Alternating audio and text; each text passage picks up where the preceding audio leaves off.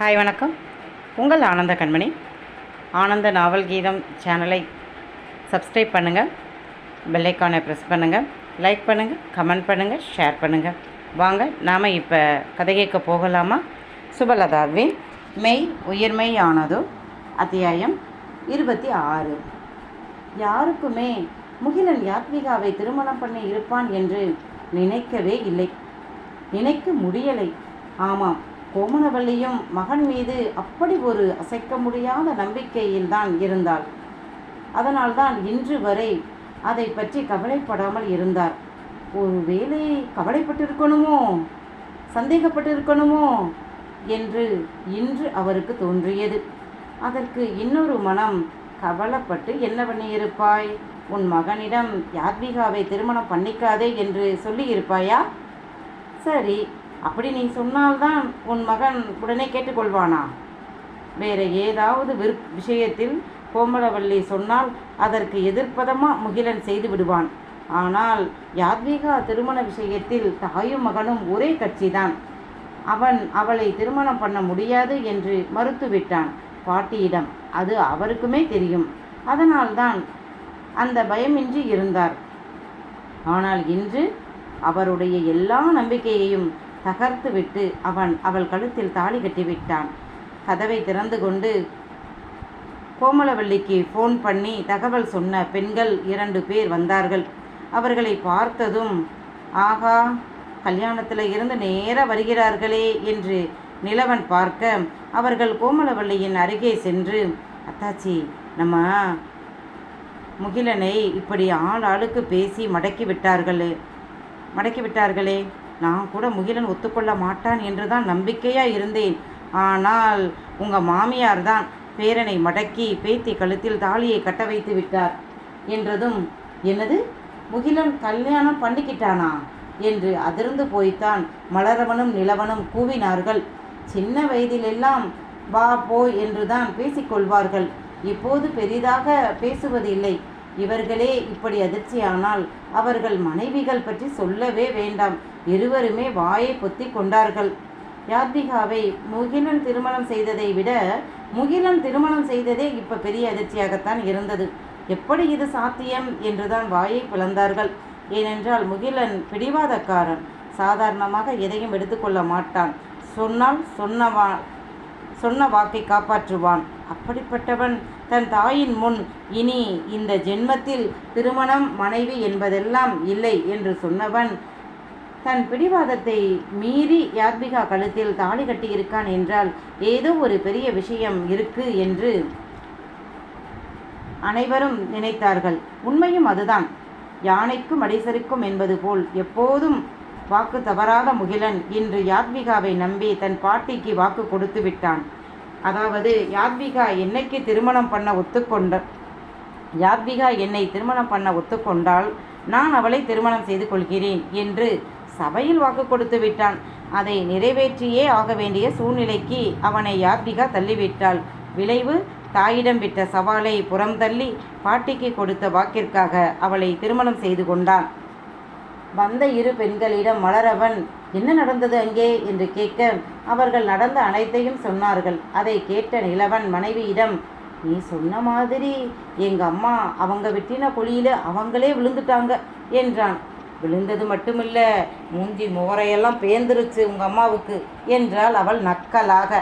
எப்படியோடி என் அண்ணனுக்கு கல்யாணம் ஆகிடுச்சு. எனக்கு ரொம்ப ரொம்ப சந்தோஷமாக இருக்குது. கண்டிப்பாக இந்த நாளை, இந்த நிமிடத்தை நாம் கொண்டாடணும். அது சரி, உங்கள் அம்மா நம்மளை கொண்டாட விட்டுட்டு தான் மறுவேளை பார்ப்பாங்க என்று நொடிக்க, மலரவனும் நிலவனை விரிந்த புன்னகையுடன் தான் பார்த்தான். ஏனென்றால் அண்ணன் இருக்கும்போது தம்பியான அவன் திருமணம் செய்து கொண்ட நாள் முதல் இன்று வரை அவன் மனதிற்குள் ஊவாமுள்ளாய் குத்தும் வேதனை இதுதான். இன்று அந்த முல்லை பிடுங்கி எரிந்து விட்டான் முகிலன். இத்தனை நாள் பட்ட கஷ்டம் இனி இல்லை என்று நிம்மதியாக மூச்சு விட்டான். அவன் மனைவி தன் கணவனின் முகத்தை தான் பார்த்து கொண்டு இருந்தாள். அவளுக்கும் அவன் மன வருத்தம் புரியுமே. ஆனாலும் ஏதோ ஒரு இழப்பையும் உணர்ந்தாள். ஆக இத்தனை நாள் கோமலவல்லி அவளிடம், நீதான் இந்த குடும்பத்து மூத்த மருமகள், நாம பிறந்த வீட்டின் செல்வாக்கை இங்கே நிலைநாட்டணும், நான் அப்படித்தான் இத்தனை வருடம் இருந்தேன். நான் சொன்னதுதான் இங்கே நடக்கும். நான் வைச்சதுதான் இங்கே சட்டம். நீயும் அப்படித்தான் இருக்கணும் என்று சொல்லித்தான் அவளை வீட்டில் யாருடனும் சகஜமாக பேசக்கூட விடமாட்டார். அவர் பின்னாடியே அவள் கூஜா தூக்கி கொண்டு திரிய வேண்டும். முதலில் இவளுக்கு அது பெருமையாகத்தான் இருந்தது. அதனால் இவளும் கர்வமாக யாரையும் லட்சியம் செய்யாமல் தான் இருந்தாள். ஆனால் நாளடைவில் அவளுக்கு அது சலித்து போய்விட்டது. காரணம், கொழுந்தன் நிலவனின் திருமணத்திற்கு பிறகு அவர் மனைவி இயல்பாக அனைவரிடமும் நடந்து கொண்டதை பார்த்து நாம ஏன் இப்படி இருக்கணும் என்ற எண்ணம் வந்துவிட்டது. வந்து என்ன பண்ண, அவள் குடுமி மாமியாரிடம் மாட்டிக்கொண்டு உள்ளதே. பிறகு அவர் இஷ்டப்படிதான் ஆட வேண்டியதாக போய்விட்டது. கொழுந்தனுக்கு பெண் குழந்தை நிபந்தனா பிறந்த பிறகும் இவளுக்கு வயிற்றில் கரு தங்கவில்லை. அந்த கவலையில் மாமியாரை கூட இப்போது ஒதுக்க ஆரம்பித்தாள். கொழுந்தனின் மனைவி திருமணமாகி வந்தவுடன் குழந்தை உண்டாகிவிட இவளுக்குள் வருத்தம் வந்தது. மலரவன் மனைவியை தாங்கவும் இல்லை, கண்டுகொள்ளாமல் போகவும் இல்லை. கணவனுக்கு குழந்தை மேல் பாசம் இருக்கு என்று நிபந்தனா பிறந்த பிறகுதான் இவளுக்கு தெரிந்தது. தெரிந்து என்ன பண்ணுறது? எத்தனையோ டெஸ்ட், மருந்து, மாத்திரை எல்லாம் எடுத்தாச்சு. இருவரிடமும் எந்த குறையும் இல்லை என்ற போதும் இதுவரை குழந்தை உண்டாகலை. இப்போது சமீபமாகத்தான் இவள் கணவனை பற்றி அதிகம் கவலைப்பட்டாள். மலரவனும் ஆரம்பத்தில் மனைவி அம்மாவை போல இருப்பது கண்டு நொந்து போய்விட்டான்.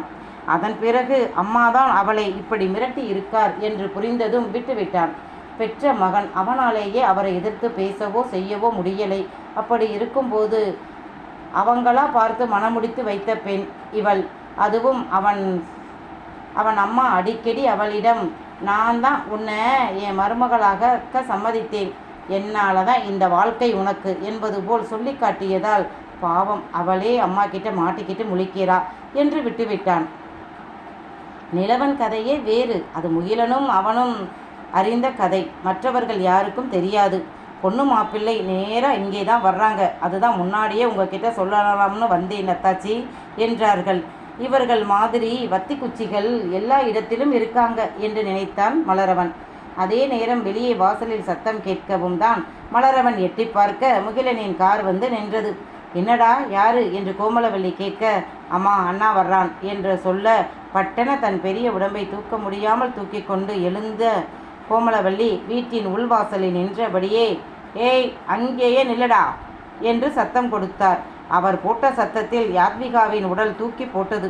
சட்டென்று அவள் முகிலனின் பின்னே மறைய போக அவன் அவளை பிடித்து தன் அருகே நிற்க வைத்தான். இதை கோமலவல்லியும் பார்த்து கொண்டுதான் இருந்தாள்.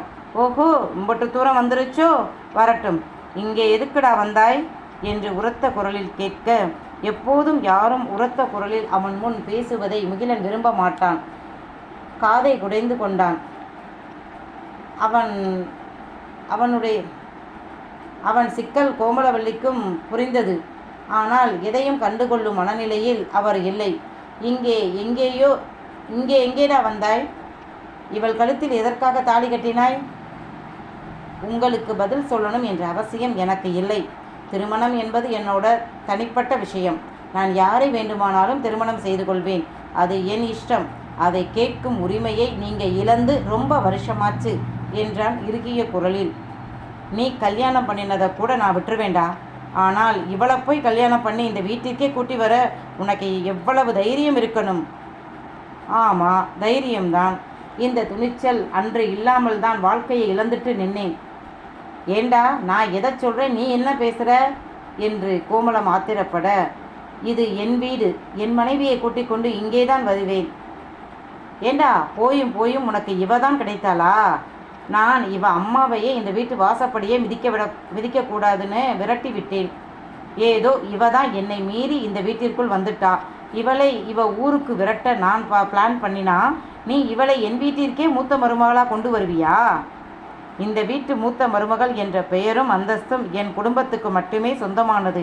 அதனால்தான் உன்னை கல்யாணம் பண்ணிக்க என்று கூட நான் சொல்லவே இல்லை. இவளை என் வீட்டு மருமகளாக நான் ஏற்றுக்கவே மாட்டேன். வேணுமுன்னா வேற உன்னோட வீட்டில் கொண்டு போய் கூத்தியாலாக வச்சுக்க, நான் வேண்டாம்னு சொல்லலை. ஆனால் இவள் என் வீட்டு மருமகள் இல்லை. இவள் இந்த வாசற்படியை மிதிக்கக்கூடாது. ஏண்டி, நீ இங்கே வந்து நல்லா மூக்கு பிடிக்க தின்னியே, உனக்கு கொஞ்சமாவது சூடு சொரணை இருக்காதா? உன் அம்மா ரோசக்காரி. நான் என் வீட்டு படிவாசல் மிதிக்காதேன்னு சொன்னேன். சாகும் வரை அவள் இங்கே வரலை. அந்த ரோசம் உனக்கெல்லாம் இல்லையா? எப்படி இருக்கும்? நீ